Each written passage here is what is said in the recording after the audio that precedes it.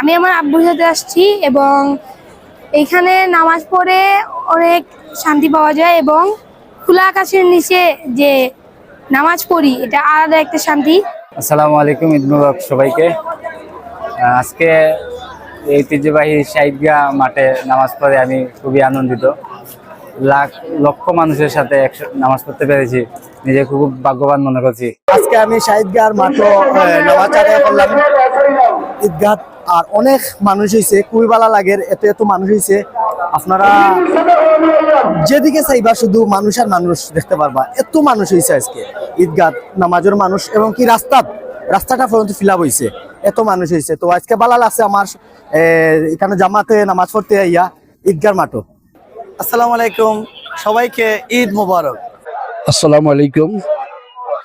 সত্যিকার অর্থে ইতিহাসের ঐতিহাসিক আজকে ঈদ হয়েছে এখানে, এবং যে অবস্থায় আজকে মানুষ উৎসাহ উদ্দীপনা নিয়ে যে এক মাস সিয়াম সাধনার মাস, সংযমের মাস, এই যে সিয়াম সাধনা সংযমের মাসের পরে আজকে যে মানুষ যে একটি গণতান্ত্রিক পরিবেশ দেশে বিরাজ করেছে বিদায় আজকে মানুষ এইভাবে এত মানুষের উপস্থিতি আমি দেখিনি কখনো।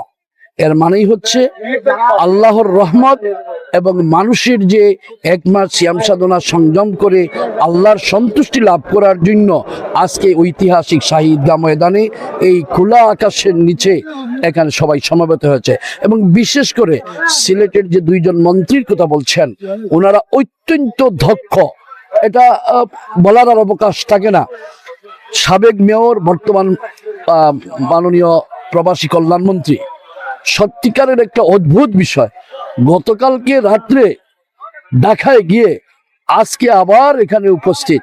অর্থাৎ ওনার যে মানুষের প্রতি যে কমিটমেন্ট, জনগণের প্রতি যে কমিটমেন্ট, এই কমিটমেন্ট কিন্তু উনি ফুলফিল করে যাচ্ছেন। আমরা দোয়া করি আল্লাহ পাক যেন এই দেশের মানুষের জন্য খেদমত করার তাদেরকে, তো বিশেষ করে আমাদের আরেকজন মন্ত্রী, এই সিলেট 1 আসনের মাননীয় বাণিজ্য মন্ত্রী, প্রতিটি বছর রমজান মাসে চলে দ্রব্যমূল্যের লাগামহীন মূল্য উঠে, কিন্তু এইবার আল্লাহর অশেষ মেহেরবান এবং এই দক্ষ বাণিজ্য মন্ত্রীর কারণে দ্রব্যমূল্যের কোনো ঊর্ধ্বগতি হয় নাই, বরঞ্চ নিম্নগতি হয়েছে। এজন্য আমরা বলি আমাদের এই অলিয়া উলিয়া পূর্ণভূমি সিলেটের মানুষ যে ভোট দিয়ে যাদেরকে এমপি বানিয়েছে আর যারা মন্ত্রী হয়েছেন, মানুষ ভুল করেনি, জনগণ সঠিক জায়গায় সঠিক মতামত দিয়েছে।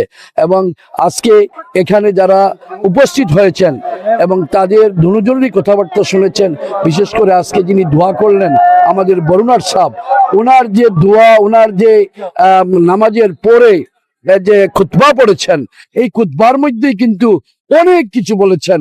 আমরা সিলেটবাসী আনন্দিত, আল্লাহর কাছে শুকরিয়া আদায় করছি যে আজকে বরুণার সাহেব এখানে আমাদেরকে খুতবা পড়েছেন, দোয়া করেছেন।